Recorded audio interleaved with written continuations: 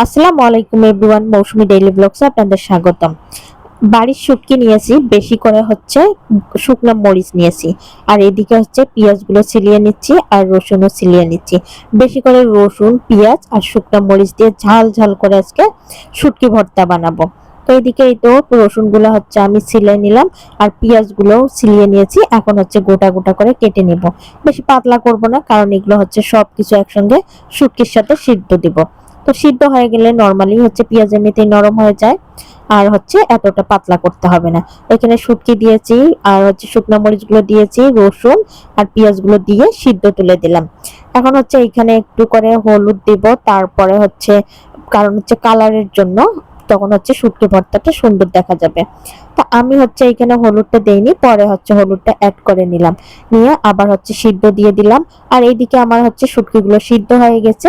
আমি এখন হচ্ছে পাটায় পিষে নিব।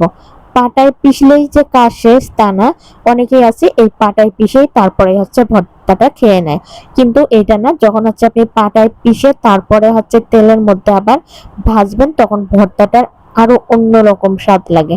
তো যাই হোক, এখন হচ্ছে এই তো ভর্তা হচ্ছে বাটাবাটির পালা। ভর্তা খাইতে বরাবরই ভালো লাগে, কিন্তু ভর্তা বাটতেই কষ্ট। কি আর কষ্ট, খাইতে যখন মন চাইছে তখন তো বেটে খাইতেই হবে। এখানে তার আশেপাশে কেউ নাই যে বেটে খাওয়াবে, তাই নিজের যা খাইতে ইচ্ছা করে আমি হচ্ছে নিজেই তৎক্ষণাৎ বানিয়ে খাই। কারোর জন্য অপেক্ষা করি না কবে বাবার বাড়ি যাব বা কবে শ্বশুর বাড়ি যাব, কে বানিয়ে খাওয়াবে এইটার আমি হচ্ছে তোয়াক্কা করি না। আমার যা খাইতে মন চায় আমি নিজেই বানিয়ে খাই। তো এইদিকে হচ্ছে এই তো ভর্তাটা হচ্ছে আমার বাটাবাটি শেষ। এখন ভর্তাটা আমি সব একখানে করে তারপর হচ্ছে বাটিতে তুলে নেব। আর এই অবস্থায় কিন্তু ভর্তাটা ভালো লাগে, কিন্তু আমি হচ্ছে আজকে এই অবস্থায় ভর্তা খাবো না। এই ভর্তাটা আবার আরো প্রসেসিং করব। তো ভর্তাগুলো সবগুলো তুলে নিচ্ছিলাম আমি। আর এই ভর্তা বাটতে কি পরিমাণ যে কষ্ট লাগছে, ভর্তাটা বেটে একদিকে রেখে দিলাম। আবার হচ্ছে মাছ ভর্তা করব আমি, তো মাছ মরিচ সবকিছু আমি ভেজে নিয়েছি, নিয়ে তারপরে হচ্ছে পাটায় রেখে এসে আর এইদিকে হচ্ছে ভর্তাটাই তো তেলের মধ্যে ছেড়ে দিলাম।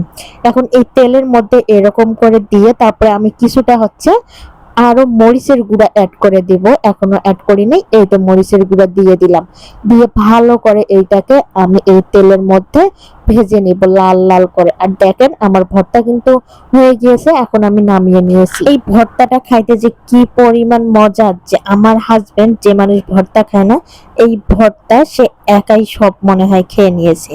আর এইদিকে হচ্ছে মাছটাও আমি বেটে নিয়েছি। এখন হচ্ছে মাছ ভর্তাটা এইরকম করে আমি হচ্ছে পেঁয়াজটা হালকা ভেজে তারপর মাছগুলো অ্যাড করে নিলাম। একটু পেঁয়াজটা হচ্ছে হালকা হালকা এরকম গোটা গোটা থাকবে মাছ ভর্তার মধ্যে, তখন কিন্তু মাছ ভর্তাটা খাইতেও ভালো লাগে। এখানে হচ্ছে এই তো মাছ ভর্তাটা আমার ভাজা হয়ে গেছে, এখন মাছ ভর্তাটাও নামিয়ে নিলাম। দুইটা ভর্তাই অসাধারণ হয়েছে, বিশেষ করে এই হচ্ছে শুটকি ভর্তাটা। আজকের মতো এই পর্যন্ত, আল্লাহ হাফেজ।